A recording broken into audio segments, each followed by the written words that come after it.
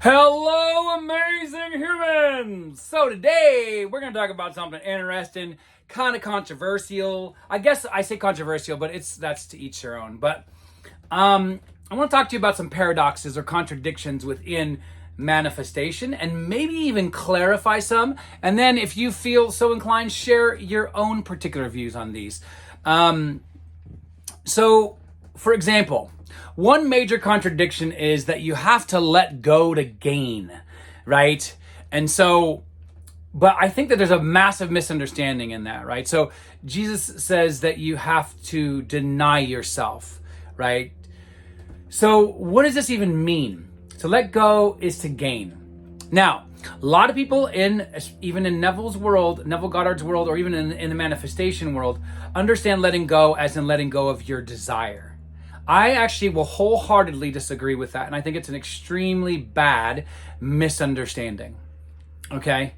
And I know people will argue from their own experience that since they've let go of their desire, it came quicker.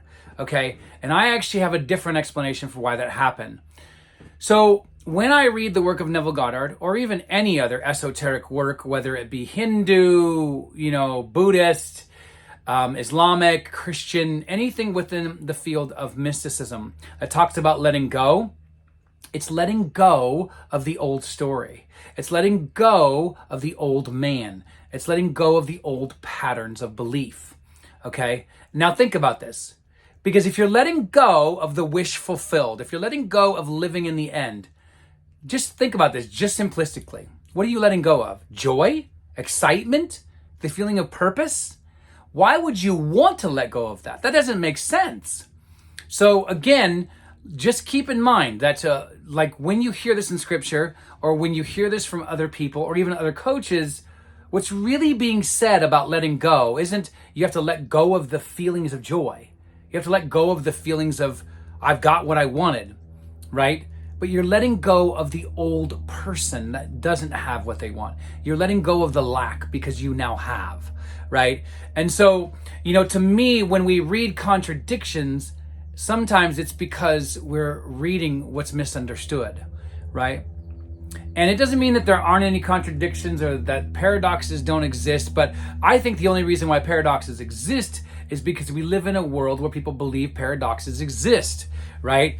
And so, when we're trying to understand manifesting and we're trying to advance ourselves in these techniques, and then we run up against these kinds of things, and then we get more confused, well, paradoxes aren't supposed to lead to confusion, right? They're supposed to lead to more curiosity.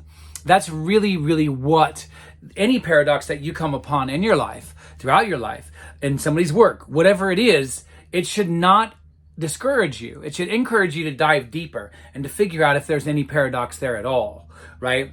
So again, step one, to let go is to gain, right? So yes, it's true in that you're letting go of the old story to gain the new one, but you're not letting go of the new one to gain the new one. Do you get it? So yeah. So again, and also you need to be in a state of lack, right? Or to realize you're in a state of lack to actually give yourself the desire. Now, this is similar to the last one. The only reason why I bring this one up is because, again, I want to point to the culture, right? And so the contradiction is, and this one is probably an actual contradiction you can point to, right? Is that we live in a culture built upon lack. So some people call this the world of shadows. That's what Neville called it.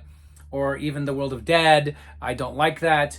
I call it the world of lack, because the contradiction is that fundamentally everywhere you go in this world, almost everything is something that you need, right, to feel complete or whole or happy. I need a house, right? I need a car. I need an SP. I need this. I need that. I need this, right? But then Neville's message is, no, you don't. You actually get out ahead of those things, and that's how you bring them to you. Again, paradox, right? So you act as if you have them, and then they show up. So, do you get it? So, but here's, again, another paradox with that, is you act like it in 3D that you have it throughout your day, right? Now, people are going to disagree with that because they're like, no, just go about your day and ignore it. To me, that is not what Neville is saying at all. Of course, you can go throughout your day and imagine that you have your wish fulfilled in 3D. Why not? But at the same time, you want to spend your time in here giving it to yourself, right? So when you come out here, that looks and feels and tastes and smells like lack, right? But in here, you're fulfilling yourself. That's a paradox, right? That's a contradiction in terms. But the only reason why it seems like it's a contradiction in terms is because we've been taught to prioritize our body and our biology and the science of understanding the human body as the only thing.